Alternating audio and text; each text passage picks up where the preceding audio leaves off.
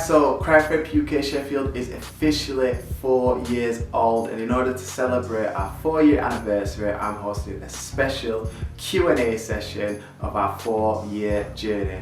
So I want to say a big shout out and a special thank you to everybody that took part and sent in your questions. So I've got my iPad here, I've got the best ones written down, and I'm going to answer them all as honestly and as best as I can.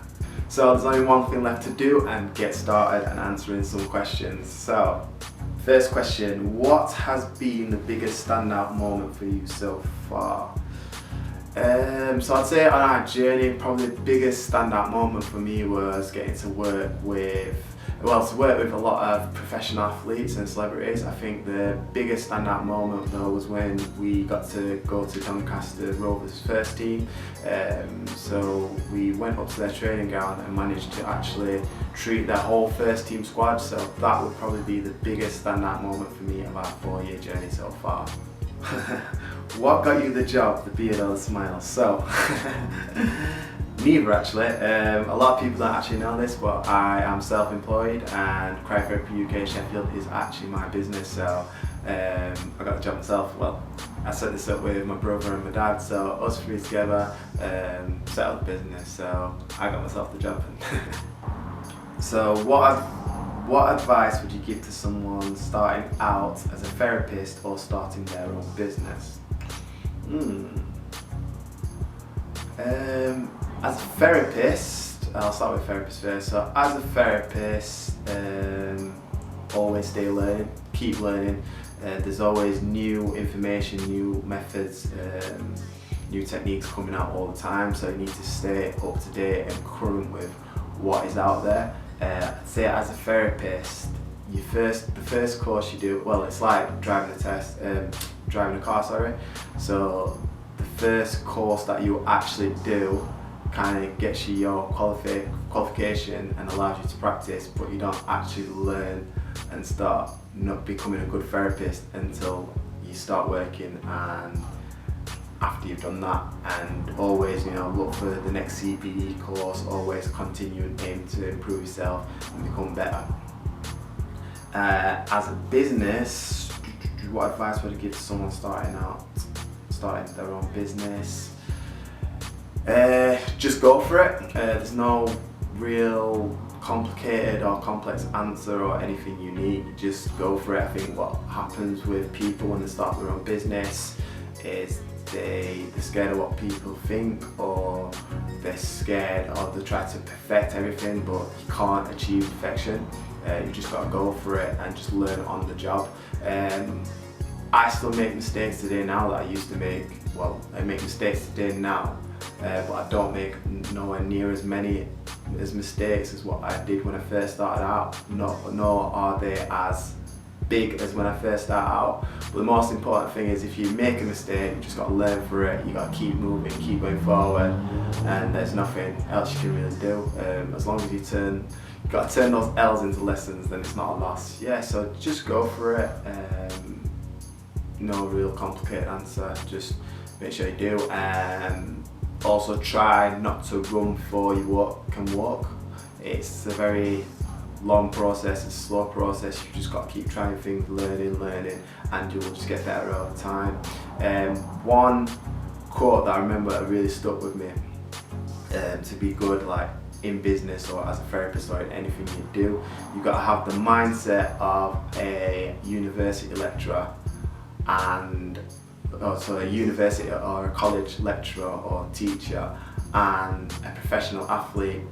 So for the university lecturer, it says the more you learn, the better you get, the more money you make and the more successful you will be. So you've always got to keep learning, and as a professional athlete, you've got to stay on it and be at the top of your game, be the best, because as soon as somebody younger and better comes in, they're going to take you out of your job. So you've got to keep that that fire, that hunger, that drive and that desire to continue to keep being better. So always have those two things in the back of your mind if you start your own business, if you're trying to become a therapist. How did you make it to 4 years? Oh, someone's texting me. Popular. That's just eating. So, okay. How did I make it 4 years? To be honest, I really don't know. To be honest, we almost didn't make it past 4 months yet, along 4 years. So being persistent, I think being persistent and remaining focused, that's how I managed to make it to 4 years. So yeah, we had a really hard time when we first started up. Business almost actually went bust, but what I managed to do was reflect on what had happened, and we recovered from the situation, made a few changes, and then managed to keep the business alive and keep the business going. So yeah, being persistent with it as well. When things weren't looking the greatest and it doesn't look like this was going to be a success, I had to keep telling myself, you know, it's going to work, you're going to get there, keep going, keep pushing. And now I'm seeing the benefit and the hard work pay off. Also being focused, you know, like a lot of people were saying to me, you know, I should get a different job, or why don't I try this, why don't I try that. But yeah, you just got to kind of block out all the outside noise, stay persistent with it, keep on it, and then yeah, you'll get there. I mean, like I said, 4 years I've been doing this now, and after the first 2 years, barely made anything from doing this. But then by the 3rd year, I was able to start taking money out of the business. Little bits I was very reluctant, but now I'm starting to pay myself a wage. So it's all paid off in the end. Just got to stick at it, keep persistent, and stay focused. Have you ever dated a client? It's a sticky one still. Alright, so the answer to that is yes. So I have a strict policy of dating no clients. However, there was one incident and one time where that policy went out the window. So there's a bit to this actually. So there's 2 instances. So the first time I had a client, I didn't want to damage my reputation or my business, so I promised and vowed I'd never date a client, come onto a client, anything like that. But there was this one client that I was actually really attracted to, and I did actually like, but because of that I never sort of made a move or didn't approach it. I was thinking, right, I don't want it to ruin business, I don't want anything to happen. They're a good client, so I didn't want them to go away. And it turns out they didn't even come back, so I was just like, well, I should have just shot my shot and gone for it, but I didn't. So nothing ever happened with that. But then after, one of my clients actually started talking to me, and they, lo and behold, asked me out on a date. So I thought, you know what, I'm going to go for it. Didn't work out in the end, so I probably wouldn't do it again. I think the problem was we weren't in the same place, we didn't have the same expectation, we weren't in the same place for the relationship. So it kind of messed that up, and yeah, just wasn't the best of ideas. But to be fair, everything was good about it, but it just didn't last. I'd say, looking back and reflecting on it, I think if you're not wholeheartedly in it, then I wouldn't advise it to anybody. But yeah, if you know it's the one and it's the real thing, then I'd say go for it. Otherwise, it's not a good idea. So who has been your favourite client? It's hard to say, it's hard to pinpoint to one client. Favourite client? Yeah, I like all my clients, grateful for all my clients. It's hard to pinpoint one and say one, but I would say there's a lot of clients that I've become really close friends with.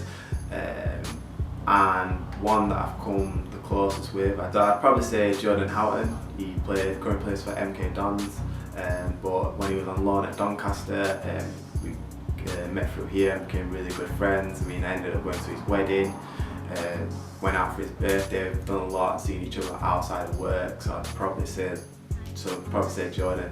And just want to say a big congratulations to Jordan and Harley on their little baby that's going to be coming very soon. Really happy for you guys, really excited, and hopefully I get to see you guys soon. Obviously we can't because of what's going off, but yeah, really big up to you too, really happy for you, and you deserve it. So yeah, I'd say my favourite clients and my favourite sessions are the ones that I really get on with, and you just have a good time for the full hour. So to be fair, worst session, nothing what I'd say would be a worst session is when I feel like I'm not making progress with the client, and because I think I can be pretty hard on myself sometimes, and I do put a lot of my pressure on myself to get results, and when I can't see those results happening or those changes happening, it really gets on me.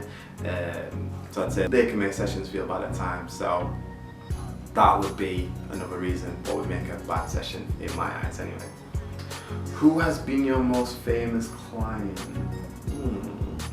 So I'd say, I've been asked this before, and I always say it's a toss up between Tony Bellew and Johnny Nelson. I said they're the two most high profile clients that I've had.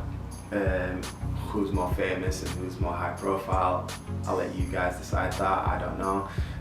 I always weighed it up as obviously Tony Bellew, WBC champion, very current, on top of his game when he came to see us. But Johnny Nelson, you know, boxing legend, been in the game for how long, worked on Sky Sports, so I don't know. I'll let you guys decide. You guys tell me who's the biggest star, Johnny Nelson or Tony Bellew.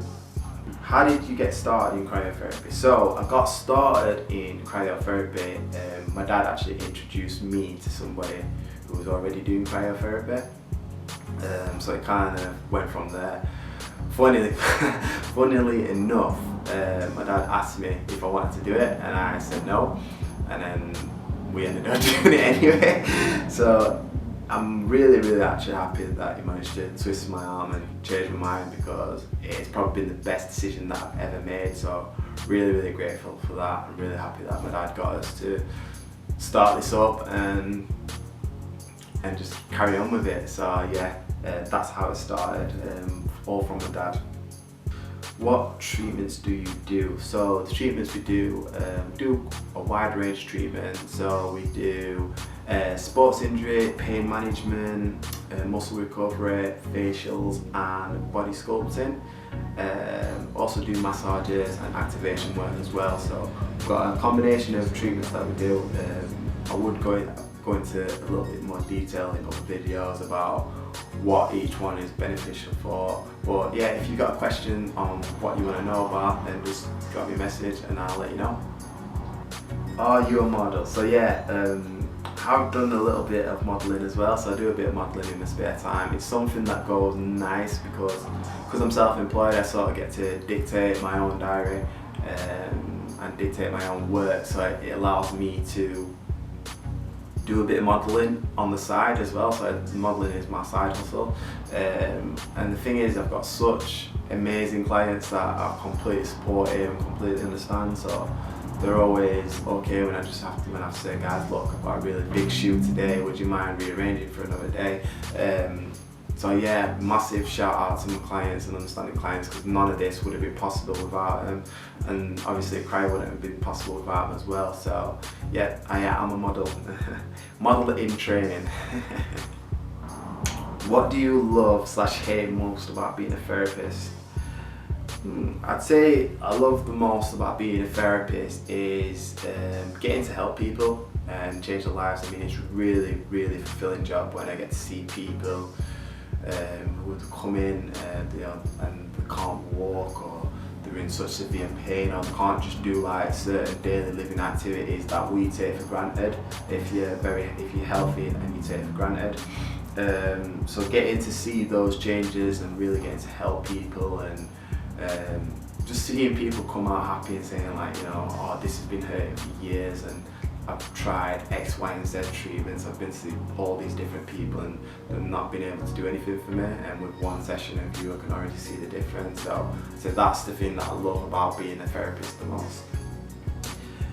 What do I hate the most about being a therapist is late cancellations and no shows. It fucking winds me up. It is so annoying. I mean, no shows especially. That is one of the things that is what I hate.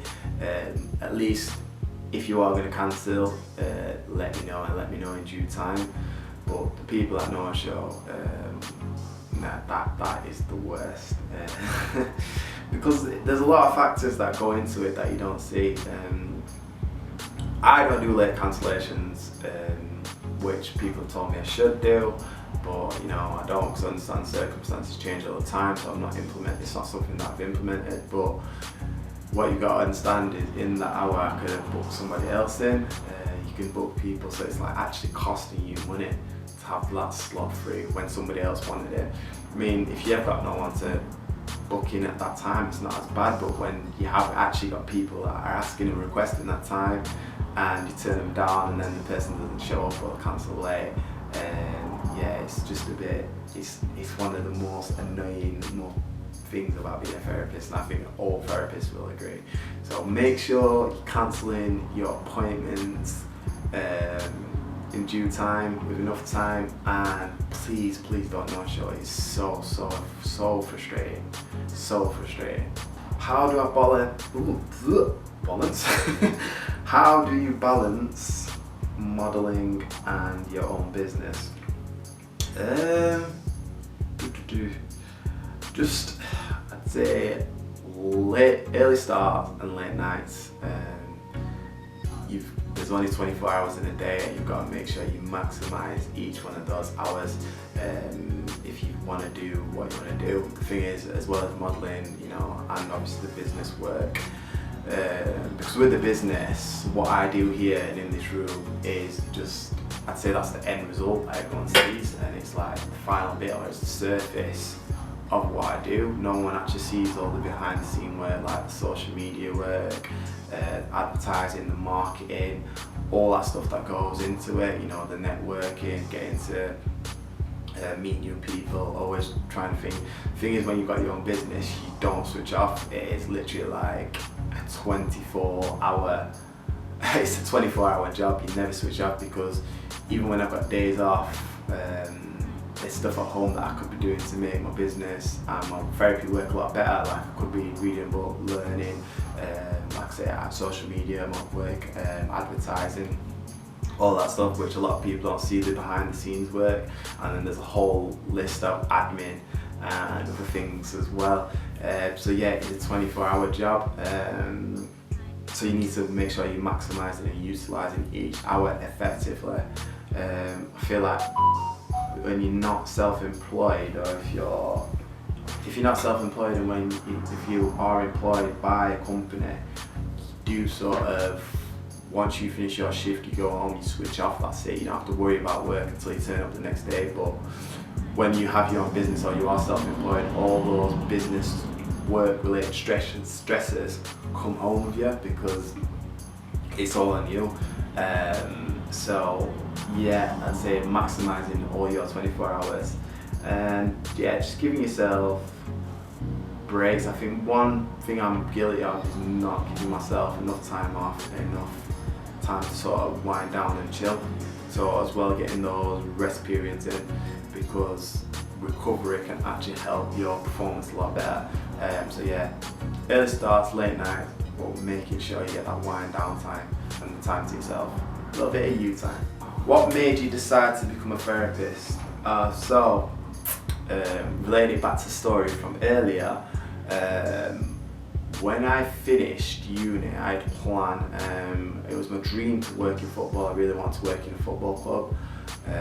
So I'm still coaching at the minute, but I didn't know what role, whether I'd be a coach, sports scientist, whatever. I just knew I wanted to work in football. So that was kind of my plan. So when my dad approached me and said, oh yeah, there's cryotherapy, let's do it, I didn't want to do it at first, because that was my goal, that was my vision. I wanted to do work in football.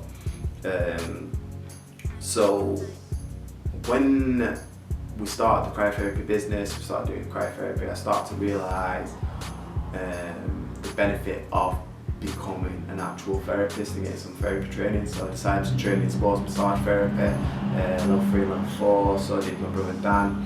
and it just kind of went from there. So that's kind of got my first taste for it, because I saw the gap, because when we went to do our training, the people who trained us were actually beauty therapists, and I sort of saw like if I could apply and get my better. I had a bit of injury knowledge before, but I thought if I can learn more and take it further and apply it better, then that'll be really, really beneficial for the business. So that is kind of how I got into becoming a therapist, and then from there I'm always looking for the next thing, doing lots of CPD, always jumping on different courses, trying to get better at my trade. So that's how I became a therapist. It was kind of like a scaling backwards sort of thing. It wasn't a sort of, I wanted to be a therapist and then build that up and then start the cryotherapy. It's like we started cryotherapy and I was like, oh, actually therapy work would go hand in hand with this, which is quite funny actually, because when I was at school, I actually wanted to be a physio. So when I had the intention of becoming a physio, but then one of my teachers actually suggested to me that I'd be a good PE teacher because I'm into my sport, and obviously you get more holidays, so I was just like, well, might as well go for that. So I came to uni with the intention of being a PE teacher, and then one guy came in and did a talk to our uni, and he was working in football. And then from that lecture, the guy was called Paul Butler, from that speech and that talk, I thought to myself, wait, I really do actually want to work in football, so why am I settling for something which I don't want to actually do? I want to work in football, I want to go for it. But people always tell you, oh, it's going to be hard, you can't do this. So people put misconceptions and ideas in your head of what you should be and what you should go for. So I decided to focus on that, but then I ended up going full circle and ended up going back to therapy work. So yeah, that was kind of how it went. So I've literally done full circle. What do you think is the key to being successful? Hard work, being persistent and being disciplined. There's a phrase that sticks out to me from Eric Thomas, which is average skill, phenomenal will. And it's basically, you don't have to be the best at what you do. You don't have to be born with any amazing talent. If you work hard and you keep practicing your craft and your skills, you will get better and you will become good no matter what. And it's all about being hardworking and really pushing towards your goals and what you want to achieve, because hard work beats talent when talent doesn't work hard enough. So that is what I think is the key to being successful. And also the next question, what are 3 skills you need to run a business? Like I said, hard work, persistence, and yeah, staying focused and dedicated, disciplined and focused. How did you gain clients? So I gained clients through social media. Social media is big. I think if you've got a business in today's age, it's all about having a business on social media and having a website. It's the digital age and the age of information. If you have not got that, I think it's very, very difficult to be successful in this day and age. And there's still a lot of people that don't use it and don't utilise it properly, but for me, that is a big one. Also meeting people. The thing is, even though social media is, really, really big, I think the most powerful advertising tool is still word of mouth advertising. When people go out, recommend you, talk about you, that is the key, which I've got to thank anyone who's ever referred someone to me. I thank you so much, I'm so grateful. So yeah, that is how I get clients. Getting out, meeting people and using social media. Where do you see yourself in 5 years and what's your goals for the company? So the next 5 years, so the goals for the company is to get a chamber. So I really want to get a big standing chain, but obviously if you know about us, we use the localized machines and we specialise in that. So for me, I want to get a big chain and a big tank, so that's what I want, and that's where I see myself in 5 years. Fingers crossed, I'm trying to get myself sponsored for a PhD opportunity, so if all that comes through, hopefully that dream of ours will come true. So yeah, doing things with my family that we wouldn't normally do, like we went for a lot of walks in the countryside as well. With my family we all worked crazy different times, so we actually got a lot of time to spend together because there was only 2 of us in the house that was key workers, well 3, well 2 key workers. So the rest of us weren't. There's 6 in our household at the minute. So yeah, we got to spend a lot of time together, which we normally have, and do a lot of different things that we wouldn't normally do. So yeah, it's really good. I think having people and having my family around managed to keep me sane, kept me going. So yeah, I'm grateful for that. Messi or Ronaldo? Oh, this is going to start an argument. For me, I think Ronaldo is a better all-rounder, but hands down better player, Messi. I think on the pitch, Messi provides a lot more because of his creativity. He creates goals as well as scoring them. I think Ronaldo is a great goal scorer, but I think because Messi scores and provides assists and creates as well, that for me makes him the better player. And I know what you're going to say, but Ronaldo's won this and he's won that, and he's in the different leagues. But yeah, I think Messi's impact, his vision, like the way he plays the ball and how he can spot a pass and can also score him as well. Can't match it, you can't match it. So for me, Messi is the GOAT and Ronaldo second. To be honest, I think they're the best 2 players to ever do it. I don't think anyone can ever come close. And I think that is one thing that we can agree on, that Messi and Ronaldo are the best 2 to ever do it. But for me, Messi. Have you found it difficult returning to work?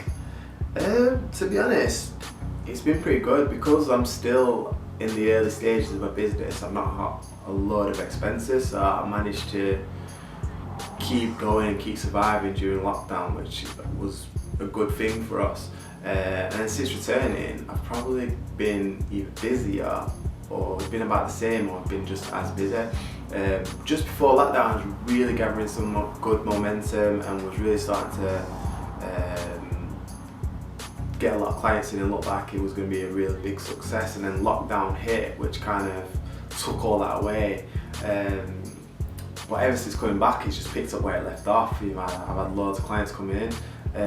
For what reasons, I don't know. I don't know if it's because people have had time to reflect over the lockdown period and realise how important the health is, and going so long without being able to have the regular maintenance sessions or whatever it is.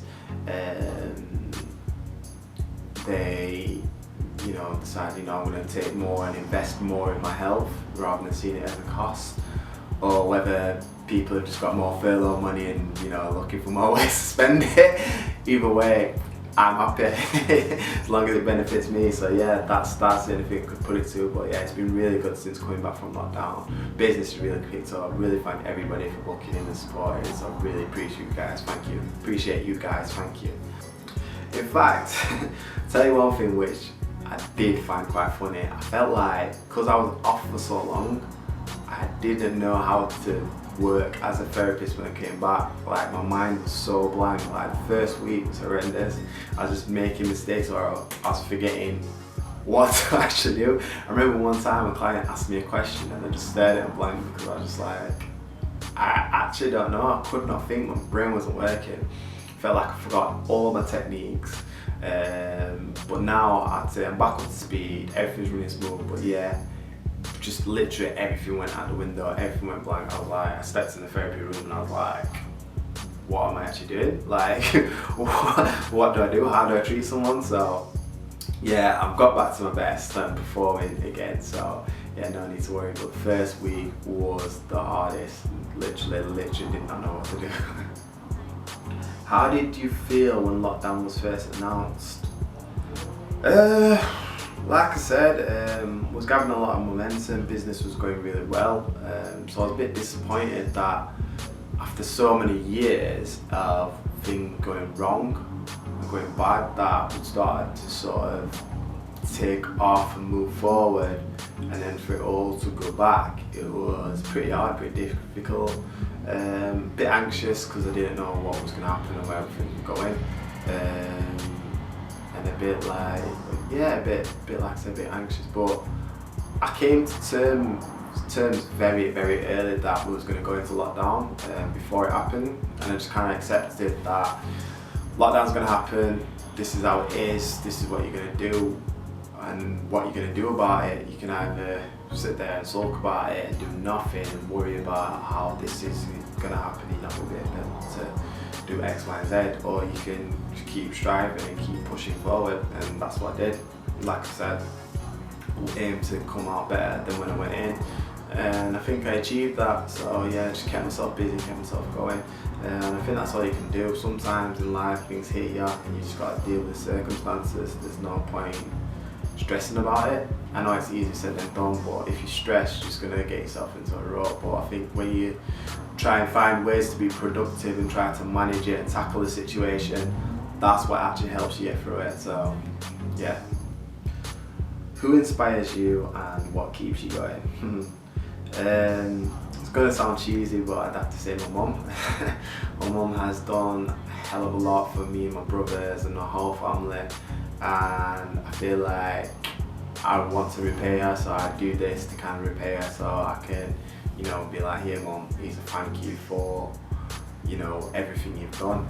And just the rest of my family as well. I want to be able to help my family and put them, you know, on this pedestal and help them get ahead and further in life and give them an advantage. I look at like what my mum's done for me and how she's helped me over the years, and I want to be able to do that for the younger generations in my family. So yeah, just my family, keeping them going and be able to support them as much as I can and help them with anything that they need to. Also, I'd have to look at Eric Thomas and Gary Vee. I think those two guys, I would not be where I am in business today if it was not for those two guys. They give us such good advice on a daily basis and help me keep motivated and keep striving and make me believe that anything's possible and I can get to where I want to get to, and I can make the business and me as a therapist become as big as I want to get it to. So those are my family, Eric Thomas and Gary Vee. Recommend anybody that's starting a business or wanting to do their own thing to watch them and look at their content, because honestly it is fire. It gets you pumped, gets you going, it makes you believe you can do anything that you can, you know, anything that you set your mind to. Did you used to be at Hillsborough Leisure Centre? We did. So actually, yeah, that was when we had the tough time being at Hillsborough, because our fees were so high there and we weren't making enough. It just wasn't feasible to stay, so we had to come out. This is actually our third premises. So Kinetics is our third premises. So we started off at Hillsborough, then we went to Clare Beaumont Salon in Never Green, and now we're at Kinetics, and I'd say I finally found a place to call our home. I mean, one thing that I've noticed about business and being successful in business is your environment. If you're not in the right environment, it's hard to strive and be a success, and I feel like being in Kinetics has been the best place for us. Ever since I've come here, I've had a great team behind me, massive support, and I've seen an exponential rise in my business, and that's just from being around the right people. I'd say as well, when I was at Hillsborough and when I was at Clare's in the salon, I was the only therapist there. I didn't really have anybody to talk to or bounce ideas off or go to for advice when I was unsure. Whereas I got all that when I came to Kinetics. I had a team behind me, I had support, and it allowed me to become a better therapist, because when I was at Clare's and when I was at Hillsborough, I didn't know what I didn't know. I knew there was certain things, but coming here, I've been introduced to so many different practices, so many different techniques. I think when you're the best where you are, you get a bit complacent and there's nothing to strive for. Oh, what team do you support? Okay, so I'm gonna get a bit of stick for this. So my Sheffield team, because of my family, is Wednesday, so Sheffield Wednesday, but my boyhood team is Manchester United. So yes, I do support two teams. I get a lot of stick for that at work, especially off Tom. But yeah, I've got two different reasons for it, two different clubs. Like I said, always supported Manchester United growing up. I am a Glory supporter, so yeah, before you give me a stick for that as well. I was 9 years old, David Beckham was my favourite player, and he played for Man United, so that's how I started supporting Man U, and then I stuck with him. And obviously at 9 years old, you're going to want to support the best team, so you can't blame me for that. And then, like I said, my dad, he's a big Sheffield Wednesday fan, and obviously I work at Sheffield Wednesday, so my love grew for them that way. So it's like two different kind of loves. I support two different teams for two different reasons. And why can't you support two teams? Like, who says that you can't? Like, you know what I mean? You can love both parents, you can love two children, so why not? Why can't you love two clubs? If you wasn't a therapist, what job would you do? So obviously, if I wasn't doing the therapy, like I said, I would have gone down the route of coaching and trying to be working in a football club. So I don't know how far I would have made it. When I was at uni, I did an internship at Bury, and then I started working for Sheffield Wednesday's community programme, and now I'm doing the academy development squad there. So I don't know how far I would have got with that. Obviously with the cryo, it's kind of taken a bit of a back burner, but it's still something that I want to do in the future, and you know, do like have my own private academy. So yeah, I'm looking at doing that, trying to work on gearing myself towards that. Something completely different from the sport and like therapy work. I always like the idea of being a fireman, so that is something that I have looked at and thought, you know what, that would be pretty cool. So I think if I wasn't a therapist and I didn't have all this going off, I'd probably end up joining the fire service and being a firefighter. But also, another instance, I was thinking this other day, one of my passions I love doing is gaming. I love playing games, I love games. Don't play as much now because obviously a bit older, I've got other things going on and I haven't really got the time for it. But I would love to just be able to spend my time playing games all day. And so one thing I would have liked to have tried when I was younger was building a YouTube channel and being a YouTube gamer. But when I was younger, YouTube wasn't really a thing. I think it started to become a thing. I think the first big name that I knew about was KSI. And I never looked at it and thought, you know what, doing YouTube videos, gaming, that could be something that I could do. And also when I was younger, my parents used to be saying like, those games aren't going to get you anywhere, get out the game, you need to be doing this, you need to do that. So yeah, when I was younger, obviously growing up, gaming didn't look like a big future or there was any money in it, but now there's esports, you've got several different YouTubers, so man, I wish I kind of went in that direction and tried my hand at it. I think if I had my time again and I was younger, I would go back and I'd probably attempt like being a YouTube gamer. My nephew, he's trying to make it as a YouTube gamer. He's in the YouTube game right now and he's absolutely killing it. I love his videos, I love the content that he's putting out. So yeah guys, if you want to check him out, his name is Real Curls. Really appreciate if you give him a subscribe and a follow. So yeah, that's his name. If you want to check out his content, Real Curls, really proud of you dude. Keep doing what you're doing. So yeah, fireman and YouTube gamer, that's the two things that I'd probably do if I wasn't doing cryotherapy and wasn't a therapist. What is your favourite book? Ooh, do you know, if somebody, I can always say what my favourite book is, but when someone asks me, I always forget. So one book I absolutely swear by and stand by is Rich Dad Poor Dad. That changed my way of thinking about money management, finances and business. I'd say I would highly recommend that book to anybody. So that is on the top of my recommendation list, Rich Dad Poor Dad. Actually read through his whole trilogy in his series. So they're really, really good books. I'd say they are some really good books to start with. And then another one is called Surrounded by Idiots. So that basically looks at how everybody is one of four personality types, and you can be strong in 1, 2 or 3. No one's ever 4 because it's too much of a mix, and that is a really good eye-opener because you start to like learn about people's personalities, and it's basically taught how each personality type have different values and respond to things differently and receive information, hear information differently. So those 2 are probably the top of my favourite books. What's the best thing to do if you get injured at home? So it is hard when you're injured at home because obviously every injury is different, but I would say follow the RICE principle or PRICE principle, whatever you call it. So that's, if you call it PRICE, it's protection, rest, ice, compression, elevation. Obviously RICE is the exact same, just without protection at the start. So that's the best thing. I've also got a video on it if you want to check that out. So RICE principle is probably the best thing to do if you get injured at home. Plenty of rest, ice it, compression and elevation. If you had a superpower, what would it be and why? My superpower 2 would be I'd either be super fast or be able to stop time. I'm not bothered about travelling back and forth with time, but I'd either like to stop time or be able to be super fast, because I am on the last minute all the time. So I think if I had to stop time, or if I was super quick, then I'd be able to be on time a lot more, and I'd be able to do a lot more during the day, because I'd like to feel a lot in the day.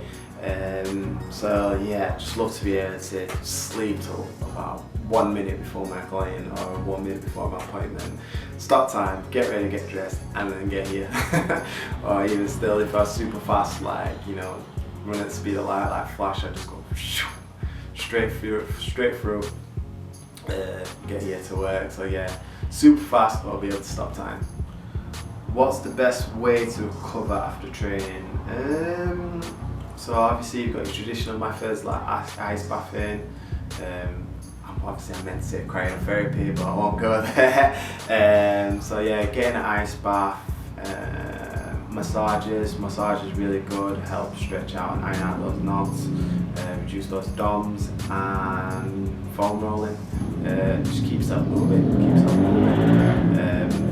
you don't want to stiffen up, so yeah, as much as you can to keep yourself loose, relax, and get back into the training and perform better each time you go in. What do I like to do in my spare time? So, like I said, spare time. One of my favourite pastimes become reading. Absolutely love to read now. Prefer it to watching TV. You gain so much from reading. I always say to people that the stuff that you feel like they should teach you in schools, which they don't, you get from reading. Honestly guys, so much information out there in books, so highly recommend that. What else? Football's my thing, love football. Like I said, love to work in football, so I'm watching football all the time. And WWE wrestling, that's a big one of mine. Always thought when I was younger I'd start watching wrestling at some point, but ever since the age of 9 I've not stopped. I keep on going, so yeah, love my wrestling. So yeah, that's what I do in my spare time, obviously as well, gym and a bit of Thai boxing, which I haven't done in a while, so I need to holler at my guy Luke pretty soon. So those are the things that I like to do in my spare time. Okay guys, so that is the end of the Q&A session. Hope I answered your questions as best as I could, and I hope I was entertaining and you got some really valuable insight from all my questions and all my answers.